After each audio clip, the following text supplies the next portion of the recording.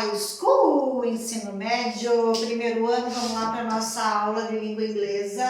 Lá na aula Paraná nós estamos na aula 4 e 5 e vai ter uma proposta que eu não coloquei aqui ainda do livro, porque muitos de vocês ainda não pegaram o material didático na escola. Então, por enquanto, como eu falei para alguns alunos via Google Meet, nós não vamos utilizar o livro neste momento, porque muitas pessoas ainda não pegaram, tá?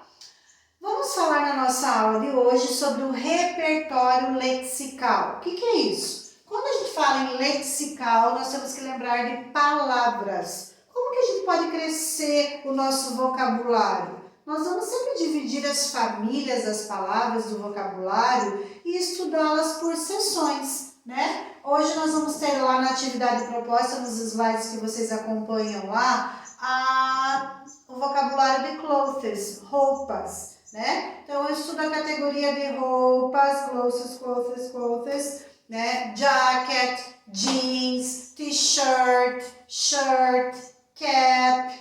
Nossa, uma infinidade de roupas. Tenho lá os exemplos dos slides lá para vocês. Tem também gloves, sneakers, aliados até alguns esportes ali.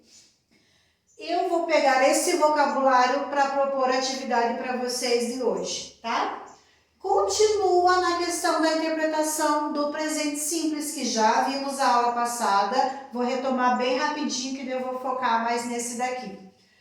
Que é uma regra geral, acrescentar o S nos verbos. Por isso que a gente viu a aula passada aqui. Work vira works, o study vira studies, termina em Y e tem consoante, eu tenho que tirar esse Y. Cry, por isso que às vezes eu vejo cries, tira o Y, tudo isso porque tem consoante antes. Não acontece isso quando tem vogal. Play, fica o S. Ó, say, fica says. Então, ó, o que acontece aqui? Regra geral, S. Aqui não, e S.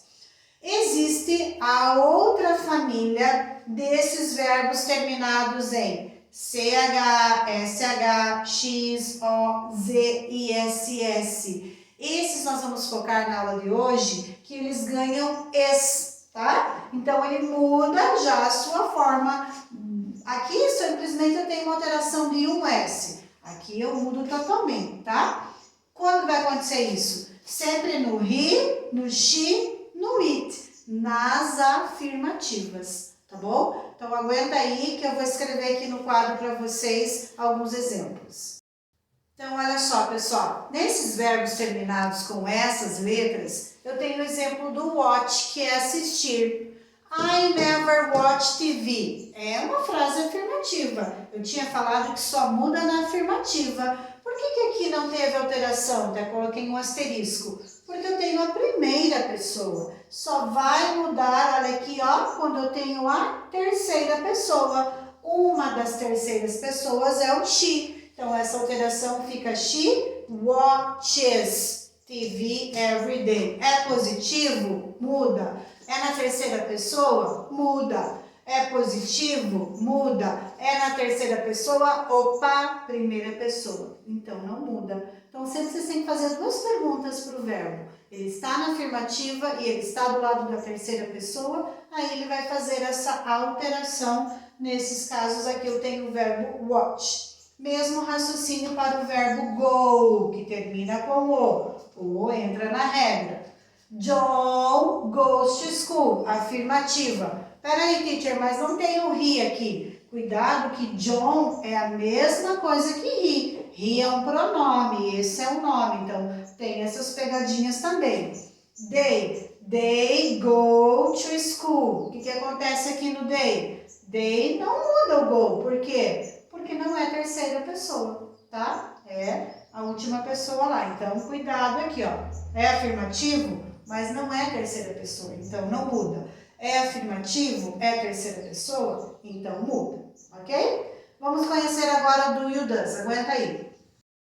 Temos dois auxiliares para fazer pergunta no presente simples, que é o do e que é o does. Nós temos que entender que esses dois auxiliares, eles não têm tradução. Essa é uma informação muito importante, por quê? Porque ele não exige, não interfere nada na frase. Se eu tirar ele ou colocar, na tradução não interfere em nada, mas gramaticalmente eu tenho que ter ele, tá? Então, por exemplo, quando eu coloco assim, ó, do you have a car?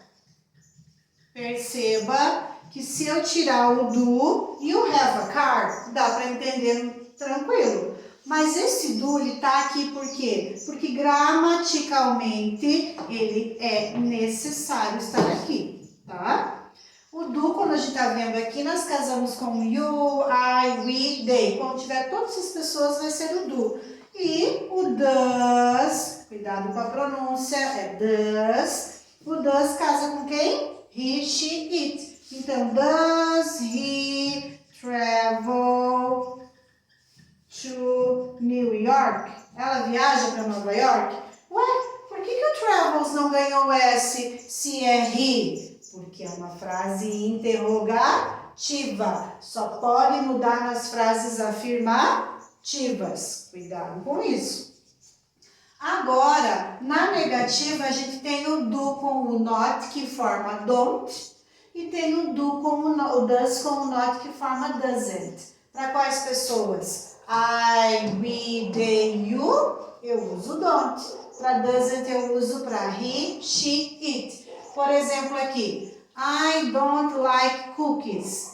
Como é I, eu uso don't. My friend. Nossa, cuidado que eu coloquei um ponto de interrogação, por quê? Porque o my friend pode ser he ou pode ser she. Pode ser ele ou ela. Então, vai ser quem para ele ou ela? Ele ou ela vai ser doesn't. My friend doesn't like cookies. Certo?